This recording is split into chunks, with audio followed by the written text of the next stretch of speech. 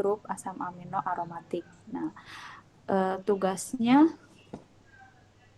tadi menuliskan oligopeptida dari apa?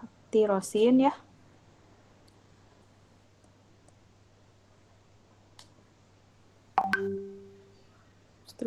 Menuliskan struktur primer dari, kalau struktur primer kan memanjang ya. Jadinya asam amino yang satu dengan yang lain itu dihubungkan dengan ikatan peptida. Berbeda nanti kalau ada kalian harus menuliskan misalnya struktur sekunder ataupun tersier, nanti beda lagi ya. Kalau ini struktur primer, jadi yang terlibat itu adanya ikatan peptida. Tadi tugasnya menuliskan tirosin ya. GLY itu apa?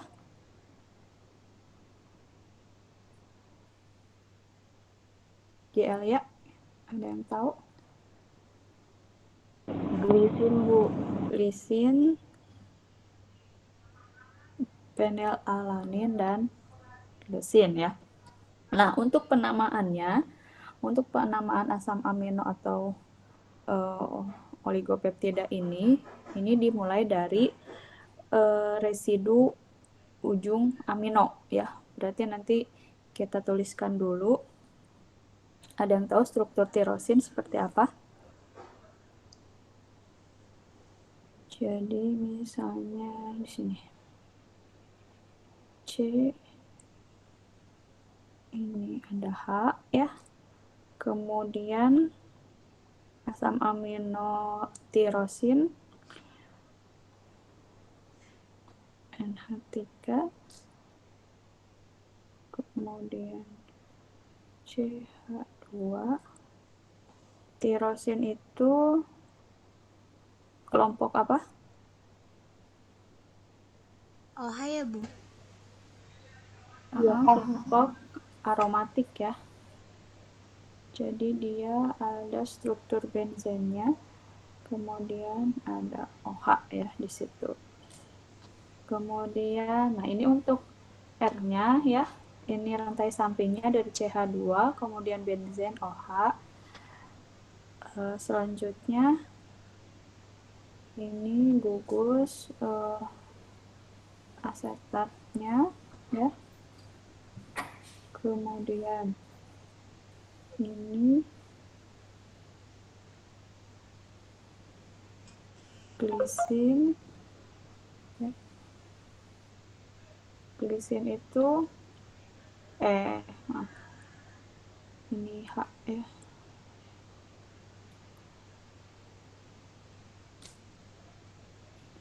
Kemudian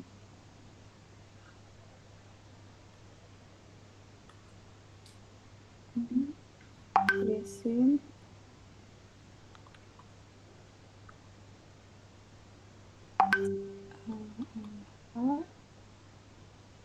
kemudian di sini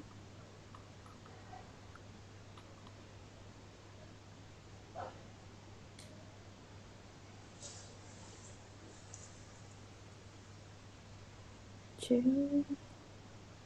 bentar N, C ke bawah, fenilalanin. Fenilalanin itu grup apa fenilalanin?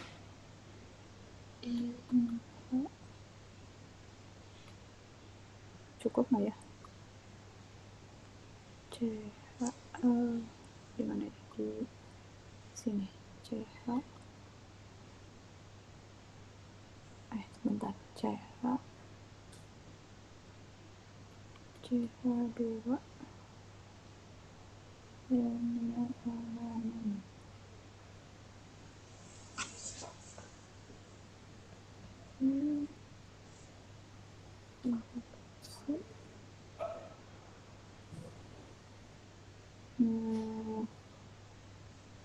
kemudian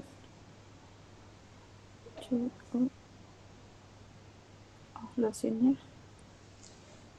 nggak cukup ya, nanti kalian mungkin bisa di buku catatan ya. Kalau lesin rantai sampingnya apa? Nantinya dia COO. Ini ada H, kemudian lesin ada yang tahu? CH3 ya, Bu.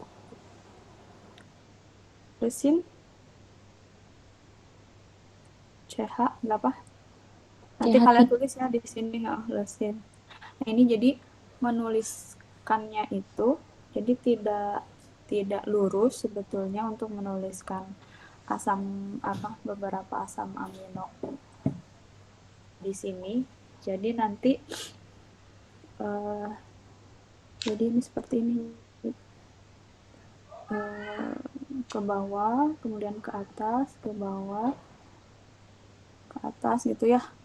Jadi nanti kalau kalian untuk menuliskan struktur sekunder yang paralel ataupun antiparalel, jadi ketahuan mana yang dia ada ikatan hidrogen. Nah, terutama ini ya, terutama CO di sini. Kalau kalian nanti menuliskan struktur sekunder, jadi ini ketahuan nih, dia mengikat apa hidrogen, mengikat hidrogen entah itu misalnya dari NH ataupun dari rantai sampingnya. Ya, jadi kalian menuliskan struktur primernya itu tidak lurus ya. Jadi seperti ini. Nah, seperti itu ya. Oke, nah untuk penamaannya, jadi dimulai dari residu ujung amino, berarti di sini ya. Penamaan struktur yang seperti ini, oligopeptida ini, jadinya ini namanya, maaf, pakai I ya, tirosin, terus apa lagi? Glisin. Glisin, fenilalanin, dan lesin ya. Jadi penamaannya ini tirosinil, glisil, kemudian fenilalanil, lesin, baru lesin ya. Nama asam aminonya, nama oligopeptidanya ini tirosinil glisil, fenilalanin, fenilalanil, fenil fenilalanil ya, fenilalanil ya, lesin namanya seperti itu. Jadi ada ildilnya ya.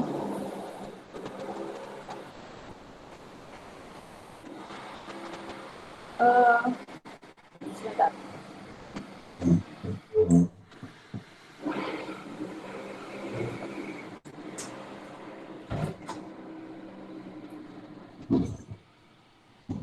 Kalian jadwal UTS kapan ya? Ada yang tahu atau belum ada pengumuman?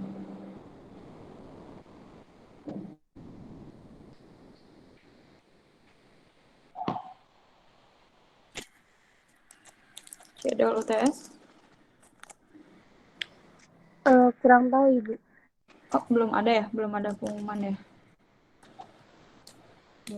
Sebentar ya.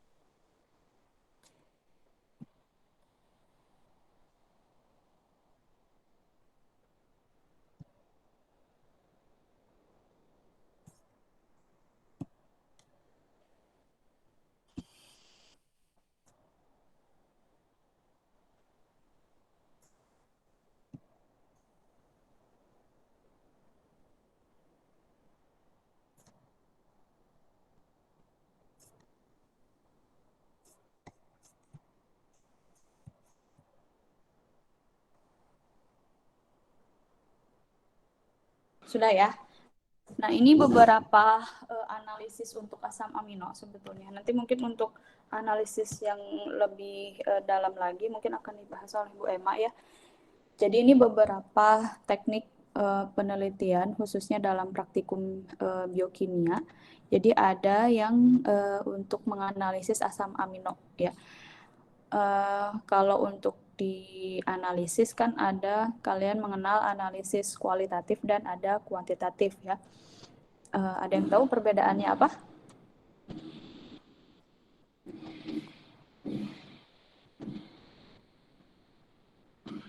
Kalau analisis kualitatif itu hanya melihat apakah suatu senyawa itu positif atau negatif dia misalnya mengandung asam amino ataupun karbohidrat ya. Ketika misalnya direaksikan dengan pelarut lain.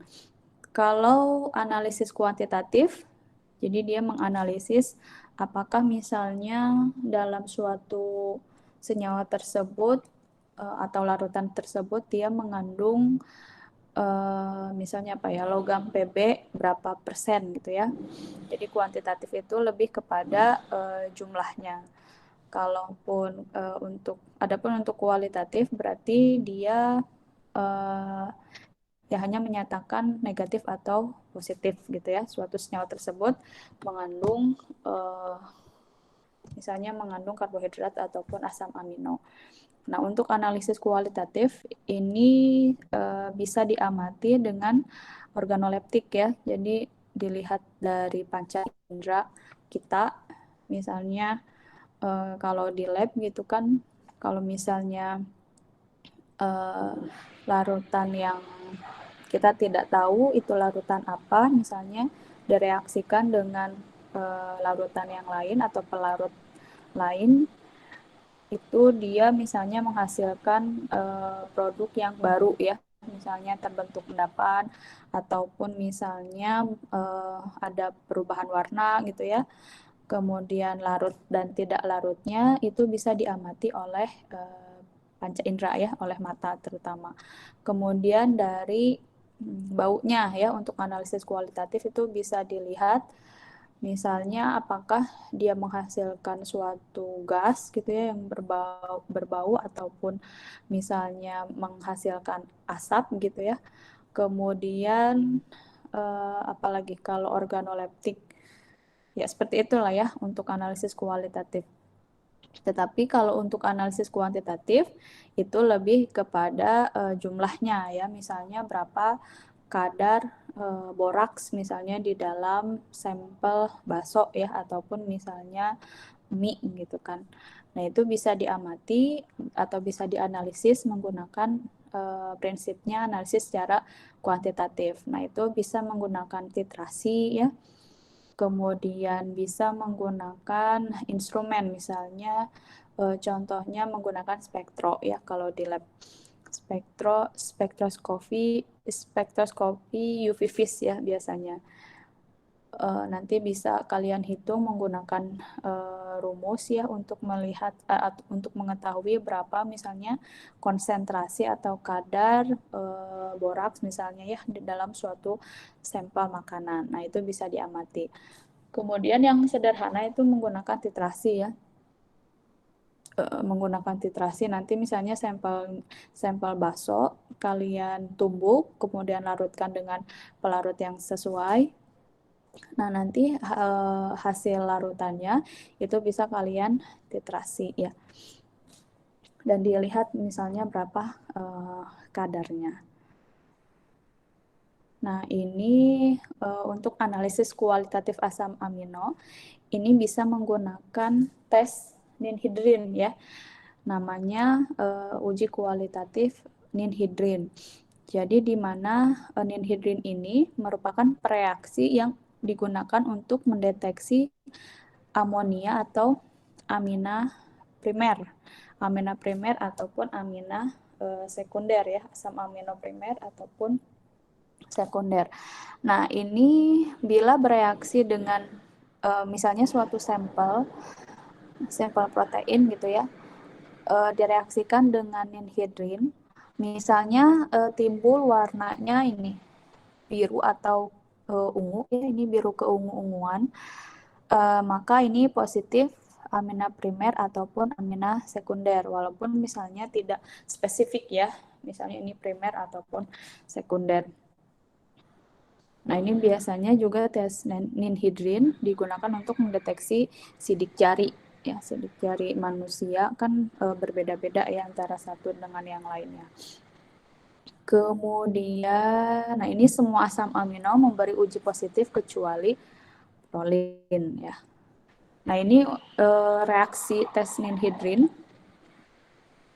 Jadi ini gugus ninhidrin, kemudian ini ada asam aminonya ya, misalnya kalian mempunyai larutan oligopeptida ataupun larutan protein yang lainnya. Nanti ketika direaksikan ini akan seperti ini reaksinya.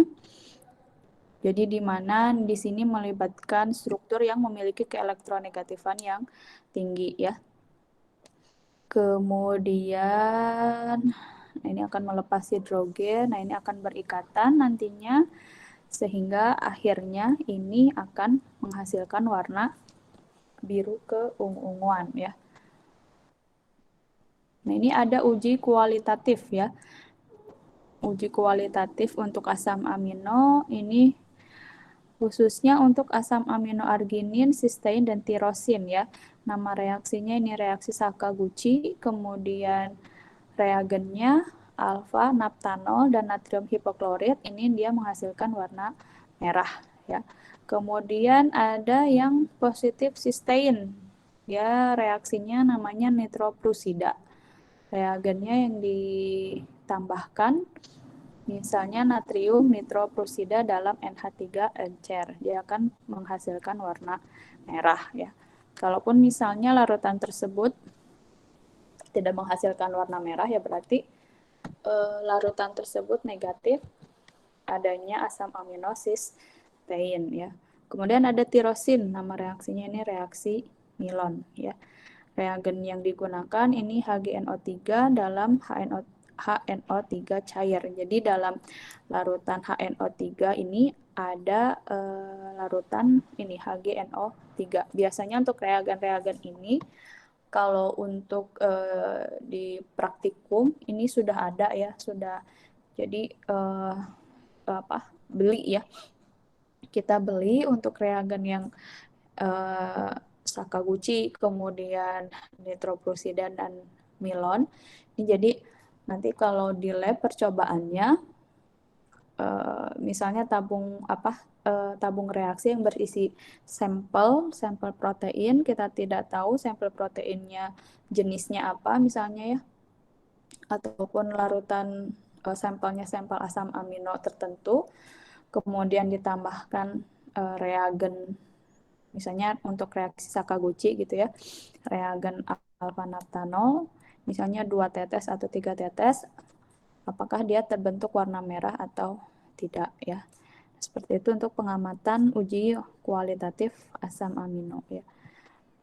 Kemudian ini ada kromatografi ya. Sebetulnya ini kromatografi, ada jenis-jenis kromatografi itu ada kromatografi anion dan kation ya. Jadi nanti kalaupun untuk mengidentifikasi jenis asam amino ini bersifat muatan positif atau negatif, jadi tergantung dari jenis kromatografi yang digunakan ya. Ada prinsipnya kromatografi kation ya, berarti dia hanya mengikat jenis-jenis asam amino yang bersifat positif. Nanti kation itu berarti dia mengikat jenis-jenis asam amino yang negatif ya. Jadi yang positifnya dia akan lolos. Nah, nanti bisa kalian diamati. Ini sebetulnya untuk kromatografi dia menggunakan kolom. Dia menggunakan kolom ya. Kemudian ada resin di dalamnya ya. Resin ini yang nantinya dia akan mengikat. Resin ini ada yang bersifat negatif, ada yang bersifat positif. Jadi nanti kalian kalau mau mengidentifikasi beberapa jenis asam amino yang bersifat positif, berarti kalian menggunakan kromatografi anion ya, karena yang untuk mengikat positif itu harus yang negatif. Nah, seperti itu ya untuk uh, apa ini kromatografi ya. Fluoresensi ini dia melibatkan spektro ya di sini. Fluoresensi itu uh, apa beberapa protein yang menghasilkan warna ya. Nanti bisa dilihat konsentrasinya berapa. Oke, sampai sini ada yang mau ditanyakan dulu?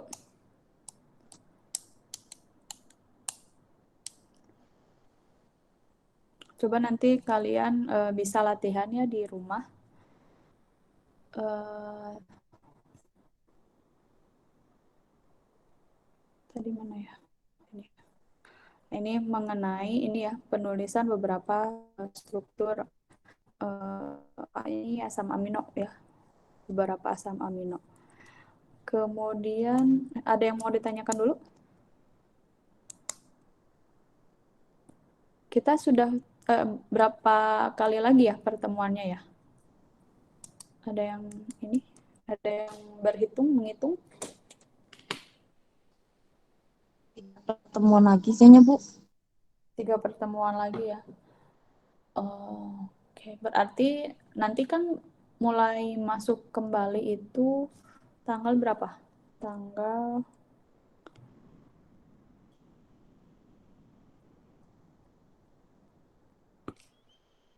tanggal berarti kita masuk lagi tanggal 12 ya.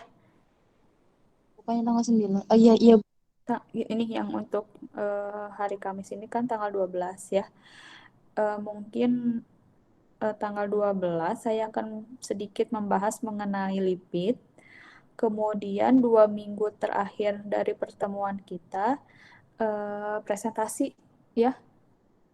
Jadi presentasinya mengenai uh, misalnya ada yang karbohidrat ya. Ini berapa orang sih kita? 11, Bu. 11 ya. Mungkin bagi berapa kelompok ya? 3 aja ya, 3 kelompok. Jadi nanti kalian yang misalnya kelompok pertama itu membahas mengenai karbohidrat ya. Misalnya dari apa? Dari jenis karbohidrat. Kan itu karbohidrat itu makromolekul ya. Jadi misalnya dari yang paling sederhana, yang gula sederhana ketika membentuk makromolekul, kemudian dan aplikasinya, kemudian ada pengujiannya sedikit ya, pengujian dari karbohidrat. Nanti supaya kalian sebelum belajar dengan Bu Emma bisa tahu dulu untuk pengujian dari karbohidrat ya. Kemudian sama untuk protein dan lipid juga ya. Jadi nanti kalian terangkan terlebih dahulu, misalnya jenis-jenis asam amino, kemudian asam amino esensial ataupun non esensial, kemudian nanti aplikasinya ya. Yang lipid juga nanti sama. Kalau untuk kelompok silahkan aja ya kalian bentuk sendiri. Tetapi pokoknya 3 kelompok aja ya. Ada yang mau ditanyakan dulu?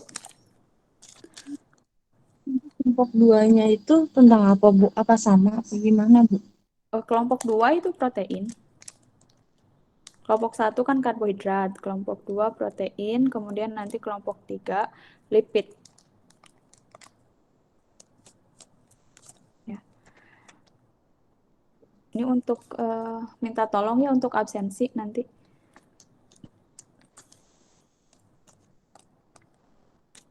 Yang biasanya mengabsen siapa? Saya, Bu. Oke, coba ya minta tolong. Oke, ada yang mau ditanyakan lagi?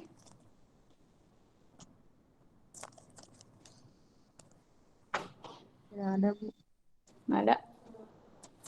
Oke, mungkin untuk pertemuan kali ini saya akhiri sampai di sini ya. Selamat siang, selamat berlibur. Kalian mudik gak? Mudik, Bu. Punya kampung, Bu. Mudik ya. Mudik kemana paling jauh? Ke Jawa ada? Ke luar pulau? Ada ke Jawa, Serli. Oh, ke Jawa. Udah di Jawa sekarang atau belum? Udah, Bu. Udah ya. Bu, Oke. maaf mau izin, Bu. Izin apa? Pengen foto, Bu. Pengen Oh iya, on-frame semuanya. boleh boleh. Silahkan. Sebentar ya. Oke. Yang lain tolong dong. Sound cam sebentar ya. Farida mana sih?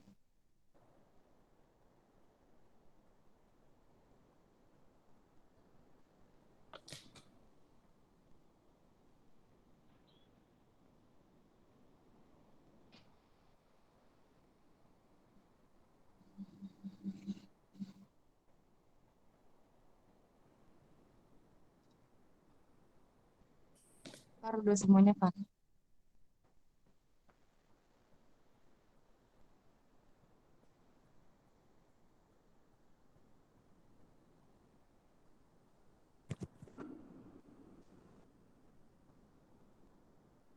Udah belum, Far?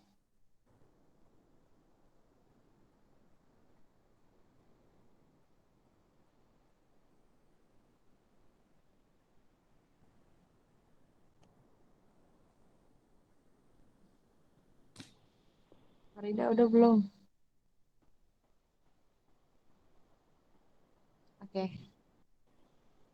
Oke, sudah ya. udah, Bu. Oke, mungkin saya tutup ya pertemuan kali ini. Selamat siang. Assalamualaikum warahmatullahi wabarakatuh. Waalaikumsalam. Waalaikumsalam.